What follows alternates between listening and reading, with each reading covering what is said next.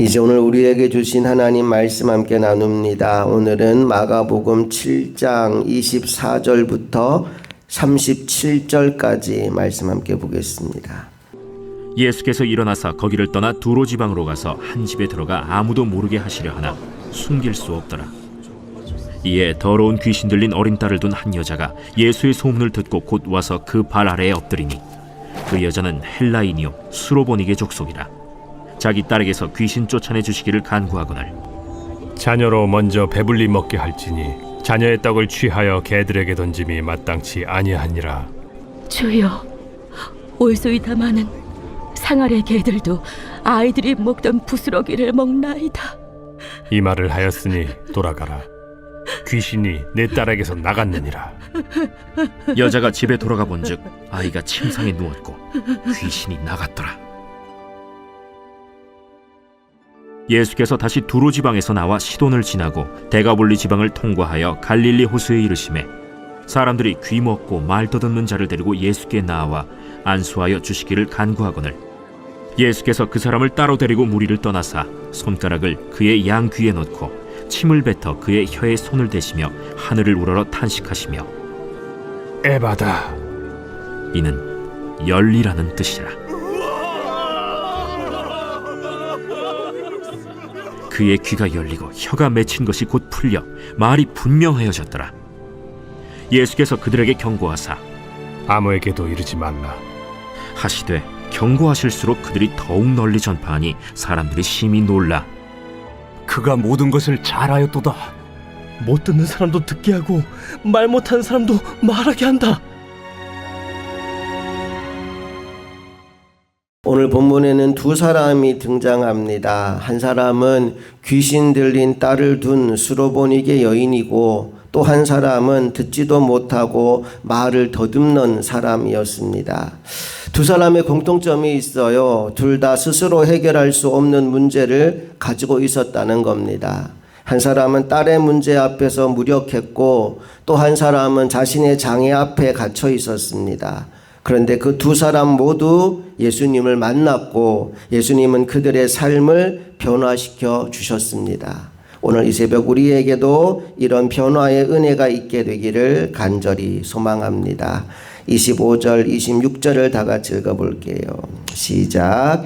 이에 더러운 귀신 들린 어린 딸을 둔 한 여자가 예수의 소문을 듣고 곧 와서 그 발 아래에 엎드리니 그 여자는 헬라인이요 수로보니게 족속이라. 자기 딸에게서 귀신 쫓아내 주시기를 간구하거늘. 이 여인의 출신을 이렇게 밝힙니다. 그 여자는 헬라인이요 수로보니게 족속이라. 여러분, 이 여인이 유대인이 아니었다라는 말로 이 여인을 소개합니다. 당시 유대인들은 이방인들을 하나님의 언약 밖에 있는 사람들로 여겼습니다. 그래서 상종을 하려 하지 않았지요. 그런데 이 여인이 지금 예수님의 소문을 듣고 찾아온 겁니다. 왜 찾아왔나요? 딸이 귀신 들려서 고통 가운데 있는데 그걸 보다 못해 예수님을 찾아온 겁니다. 이게 부모의 마음인 것 같아요. 사랑하는 자녀를 위해서라면 체면도 내려놓고 거리도 넘어서고 사람들의 시선도 아랑곳하지 않고 달려오는 겁니다. 자, 그런데 이렇게 정말 힘든 여정 가운데 예수님 앞에 왔는데 그럼에도 불구하고 예수님의 대답이 너무 냉담하게 들립니다. 27절 말씀으로 가볼게요. 시작. 예수께서 이르시되 자녀로 먼저 배불리게 먹게 할지니 자녀의 떡을 취하여 개들에게 던짐이 마땅치 아니하니라. 참 서운한 말씀을 하시죠. 자녀들에게 줄 떡도 모자란다. 어떻게 개한테 떡을 줄 수 있느냐. 이 여인을 개 취급하는 거예요. 완전히 무시해버리는 겁니다. 거절하는 멘트를 날리신 거죠.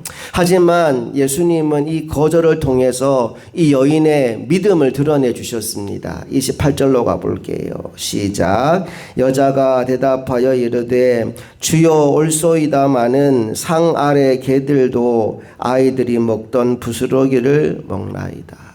이 여인은 자신의 자격을 주장하지 않습니다. 맞습니다. 저 개입니다. 저 개라고 해도 괜찮습니다. 그런데 개들도 주인의 상에 떨어지는 부스러기 먹지 않습니까? 부스러기 은혜라도 좋으니 저에게 주십시오. 포기하지 않고 끝까지 주님의 바짓가랭이를 붙잡는 기도를 하는 거예요. 그때 주님께서 이 여인에게 응답하시는데 놀라운 응답을 주십니다. 29절로 가볼게요. 시작. 예수께서 이르시되 이 말을 하였으니 돌아가라. 귀신이 내 딸에게서 나갔느니라 하시매 30절 여자가 집에 돌아가 본즉 아이가 침상에 누웠고 귀신이 나갔더라. 여러분, 기도를 쉽게 포기하지 않기를 축복합니다. 우리는 응답이 늦으면 포기해요. 상황이 변하지 않으면 포기합니다. 기도했는데 자꾸 막히면 거기서 멈추고 돌아섭니다. 하지만 믿음은 문이 닫힌 것처럼 보여도 예수님께 머무는 겁니다. 이 여인은 예수님의 발 앞을 떠나지 않았어요. 그리고 결국은 응답받습니다.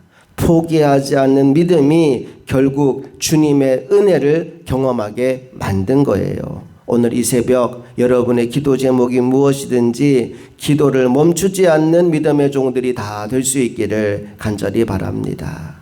오늘 본문에 나오는 두 번째 사건은 듣지 못하고 말 더듬는 사람의 이야기입니다. 사람들이 그를 예수님께 데려와서 안수해 주기를 바랬습니다. 그런데 그때 예수님은 그를 무리 가운데서 따로 데리고 가십니다. 그리고는 그의 귀에 손가락을 넣으시고 침을 뱉어서 혀에 손을 대십니다. 왜 그렇게 하셨을까요? 이 사람이 잘 알아듣지 못하는 사람이니까 그가 이해할 수 있는 방법으로 주님의 사랑을 표현해 주신 겁니다. 33절, 34절 말씀 읽어볼게요. 시작. 예수께서 그 사람을 따로 데리고 무리를 떠나사 손가락을 그의 양귀에 넣고 침을 뱉어 그의 혀에 손을 대시며 하늘을 우러러 탄식하시며 그에게 이르시되 에바다 하시니 이는 열리라는 뜻이라. 주님이 탄식하시며 에바다라고 외치니 귀가 열리고 혀가 풀렸다라고 말씀이 이어집니다. 여기서 탄식하시며 라는 말씀에 여러분 좀 집중하면 좋겠어요. 예수님은 단순히 기적만 행하신 것이 아닙니다. 탄식하셨다라는 말은 그 사람의 아픔을 공감하셨다는 거예요. 그 사람이 얼마나 힘들고 어려운 삶을 살아왔을지, 얼마나 답답한 인생을 살았을지, 얼마나 외로운 삶을 살았을지 주님이 아신 겁니다. 그래서 탄식하셨대요. 사랑하는 여러분, 주님은 우리의 고통을 외면하시는 분이 아니십니다. 함께 아파하시는 분이신 줄 믿습니다. 오늘 우리들에게도 열려야 될 귀가 있습니다. 바로 하나님의 말씀을 듣는 귀입니다. 매일 말씀을 들어도 마음이 닫혀 있으면 말씀이 들리지 않습니다. 책망의 말씀도 위로의 말씀도 부르심의 말씀도 다 지나쳐 버립니다. 오늘 우리에게 주님의 음성 에바다 이 음성이 들려옴으로 말미암아 굳어진 마음의 귀가 활짝 열려지게 되기를 주님의 이름으로 축복합니다. 또한 우리의 입술도 마찬가지지요. 복음을 전해야 될 우리의 입술이 닫혀 있진 않습니까? 말 더듬이가 되어 있진 않습니까? 주님께서 내게 주신 생명의 말씀을 잘 전할 수 있도록 우리의 혀도 풀려지게 되기를 간절히 바랍니다. 35절 말씀을 보니까 귀가 열린 이후에 혀가 풀렸다는 말씀이 이어집니다. 다 같이 35절 읽어볼게요. 시작. 그의 귀가 열리고 혀가 맺힌 것이 곧 풀려 말이 분명하여졌더라. 귀가 열리고 혀가 맺힌 것이 풀려서 말이 분명하여졌다라고 말씀합니다. 이것은 물론 신체적인 치유를 의미하기도 합니다. 하지만 여기에는 더 큰 영적인 의미가 있습니다. 그게 뭐냐? 하나님의 말씀을 들은 사람은 결국 하나님을 말하게 된다는 겁니다. 복음을 들은 사람은 복음을 전하게 되고 은혜를 경험한 사람은 은혜를 증언하게 되어진다라는 겁니다. 오늘 이 새벽 우리의 귀가 먼저 열려지고 우리의 입술도 열려서 생명의 주님을 증거하며 살아가는 저와 여러분 모두가 되기를 간절히 바랍니다.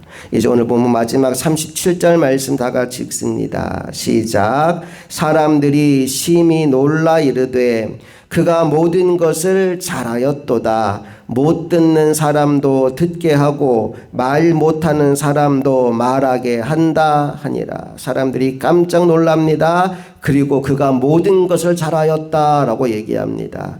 저는 이 고백을 보면서 창세기 말씀이 떠올랐습니다. 창세기에서 하나님이 천지 만물을 창조하시면서 보시기에 좋았더라라고 말씀하셨지요. 그가 한 모든 일은 다 좋은 것이다. 우리 하나님께서 하셨던 그 창조의 역사를 지금 예수님께서 다시 하고 있는 겁니다. 사람들 가운데 찾아온 망가진 창조의 모든 것들이 무너진 것들을 다시 회복해 가시는 주님의 역사, 닫힌 귀를 여시고 묶인 혀를 푸시고 깨어진 삶을 새롭게 하시는 주님의 놀라운 역사를 오늘 성경은 증언해 주고 있는 겁니다. 오늘 우리 인생에도 하나님께서 새 창조의 역사를 이어가게 되시기를 간절히 소망합니다. 먼저 우리 입술의 말들이 달라지면 좋겠습니다. 불평의 말, 두려움의 말, 상처 주는 말을 우리가 하고 있었다면 이제 주님께서 우리의 혀를 만져주심으로 말미암아 찬송하는 입술, 감사하는 입술, 복음을 전하는 입술로 변화될 수 있기를 주님의 이름으로 축복합니다. 말씀을 마무리합니다. 오늘 우리는 본문을 통해서 두 사람의 이야기를 들었습니다. 한 사람은 수로보니게 여인, 이방 여인입니다. 어린 딸이 귀신 들려서 주님을 찾아온 이 여인은 끝까지 포기하지 않고 주님께 머물므로 말미암아 딸이 고침받는 역사를 경험했습니다.